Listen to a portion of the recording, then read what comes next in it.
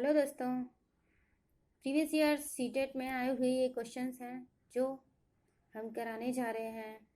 अगर आपको ये क्वेश्चंस अच्छे लगें तो प्लीज़ हमारा चैनल लाइक और सब्सक्राइब ज़रूर करें और बेल आइकन घंटी को दबाना ना भूलें। दोस्तों, शुरू करते हैं इसी प्रकार हम अपना सेशन। श्रीमती कुमार का पहला बच्चा 10 महीने में चलने लगा। उनका दूसरा बच्चा अब 12 महीने का है और अभी भी नहीं चल रहा। वह दुखी या चिंतित नहीं है क्योंकि ये 4 ऑप्शन दिए गए हैं। पहला ऑप्शन है कि उनके पति ने कहा कि जब तक वे 14 महीने के नहीं हुए थे उन्होंने भी चलना शुरू नहीं किया था। दूसरा ऑप्शन है, जानती है कि वह जितना अधिक इंतजार करेगी उतना ही अधिक उसके पैर चलने के लिए मजबूत होंगे। तीसरा ऑप्शन है, एक पड़ोसी का लड़का भी 18 महीने का है और वह भी नहीं चल रहा है। चौथा ऑप्शन है, जानती है कि चलने के विकास के लिए वह अभी सामान्य समयावधि के अंदर है। तो ये 4 ऑप्शनों में हमारा कौन सा ऑप्शन सही होगा? ऑप्शन नंबर डी करेक्ट होगा। वह जानती है कि चलने के विकास के लिए वह अभी सामान्य समय के अंदर है। किसको मुख्य अधिकारी ग्रंथि कहते हैं?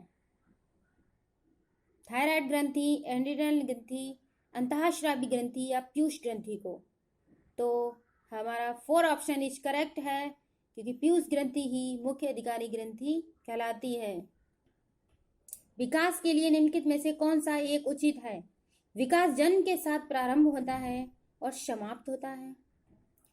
सामाजिक सांस्कृतिक संदर्भ विकास में एक महत्वपूर्ण भूमिका निर्वाह करता है। विकास एकल आयामी है, विकास पृथक होता है। तो इसका ऑप्शन बी करेक्ट है कि सामाजिक सांस्कृतिक संदर्भ विकास में एक महत्वपूर्ण भूमिका निर्वाह करता है। बाल्यकाल होता है जन्म से लेकर 3 वर्ष की आयु तक, तीसरे वर्ष से लेकर 6 वर्ष की आयु तक, छठे वर्ष से लेकर 12 वर्ष की आयु तक। चौथा ऑप्शन है दूसरे वर्ष से लेकर 10 या 12 वर्ष की आयु तक। तो हमारा ऑप्शन सी इज करेक्ट होगा कि छठे वर्ष से लेकर 12 वर्ष की आयु तक।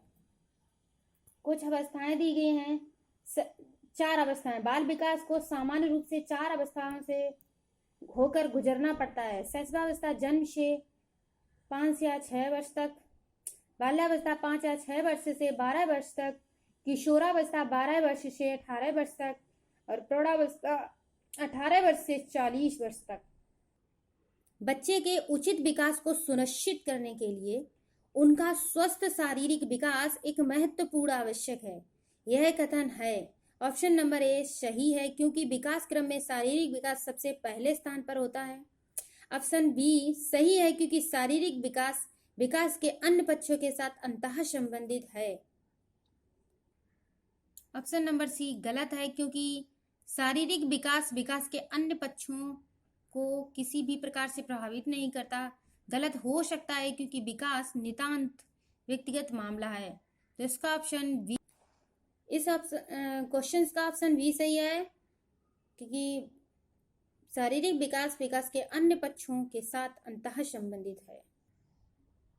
निम्नलिखित में कौन सा कथन बच्चे के विकास में परिवेश की भूमिका का समर्थन करता है? ऑप्शन नंबर ए है, पिछली कुछ दशाब्दियों में बुद्धि लप्तांक परीक्षा में शिक्षार्थियों के औसत प्रदर्शन में लगातार वृद्धि हुई है।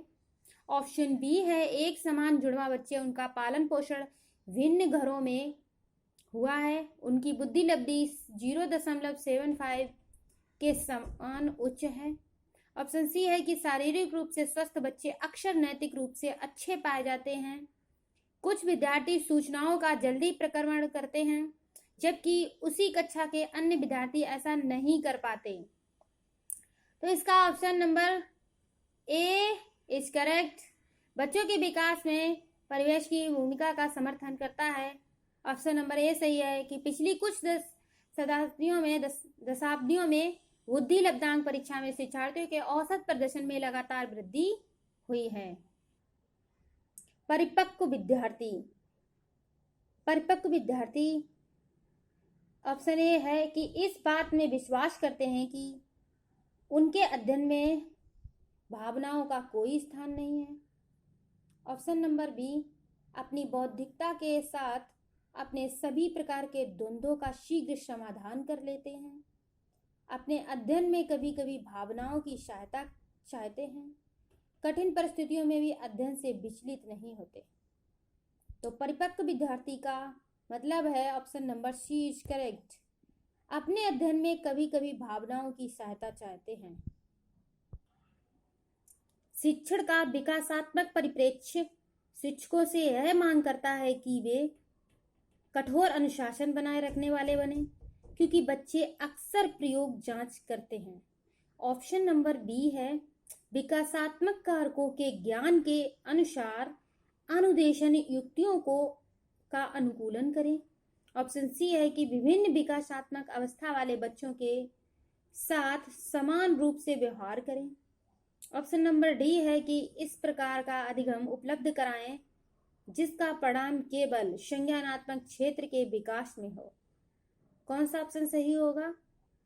Option number B is correct. विकासात्मक कारकों के ज्ञान के अनुसार अनुदेशन युक्तियों का अनुकूलन करें। निम्नलिखित में से कौन सी आयु समूह परिवर्ती बाल्यावस्था की श्रेणी के अंतर्गत आता है? 11 से 18 वर्ष, 18 से 24 वर्ष, जन्म से 6 वर्ष, 9 से 12 वर्ष। कौन सा ऑप्शन सही होगा? 9 से 12 वर्ष। Option number D is correct. निम्नलिखित में से कौन सा बच्चों के संवेगात्मक विकास के लिए सर्वाधिक उपयुक्त है? कक्षा कक्ष का प्रजातांत्रिक परिवेश, अध्यापकों की कोई भी सहभागिता नहीं क्योंकि यह माता पिता का कार्य है, कक्षा कक्ष का नियंत्रित परिवेश, कक्षा कक्ष का आधिकारिक परिवादी। कौन सा ऑप्शन सही होगा? ऑप्शन ए सही होगा, कक्षा कक्षा का प्रजातांत्रिक परिवेश, कक्षा कक्ष का प्रजातांत्रिक परिवेश। निम्नलिखित में से कौन सा कथन विकास और अधिगम के बीच संबंध को सर्वश्रेष्ठ रूप से जोड़ता है? ऑप्शन नंबर ए है विकास अधिगम से स्वतंत्र है, अधिगम विकास के पीछे रहता है। ऑप्शन सी है अधिगम और विकास समानार्थक परिभाषित शब्द हैं। ऑप्शन डी है अधिगम और विकास एक जटिल तरीके से अंतः संबंधित हैं। कौन सा ऑप्शन सही होगा? Option D is correct. अधिगम और विकास एक जटिल तरीके से अंतः संबंधित हैं।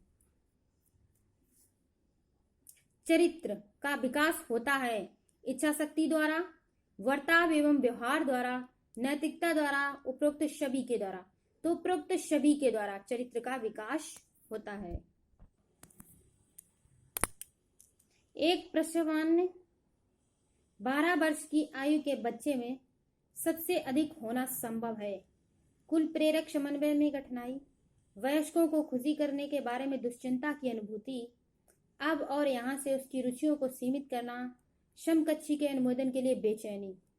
4 ऑप्शन में कौन सा ऑप्शन सही होगा?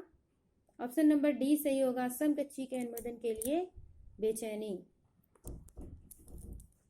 अल्पवयस्क बच्चों के अधिगम में अभिभावकों की भूमिका होनी चाहिए निषेधात्मक, अग्रसक्रिय, संवेदनात्मक या उदासीन।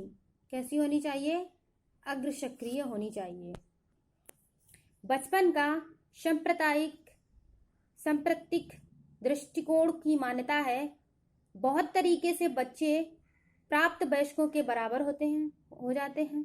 बच्चों को युवा प्राप्त वयस्कों के रूप में सबसे अच्छा माना जाता है। बचपन आधारित रूप से प्रतीक्षा अवधि है। बचपन वृद्धि और परिवर्तन की एक अनूठी अवधि है। तो ऑप्शन नंबर डी सही है, बचपन वृद्धि एवं परिवर्तन की एक अनूठी अवधि है। 50 क्वेश्चन कंप्लीट हो गए बच्चों। थैंक यू दोस्तों। आपको मेरा सेशन कैसा लगा जरूर कमेंट्स बॉक्स में लिखिए और इसी प्रकार से क्वेश्चंस लाते रहेंगे। थैंक्स।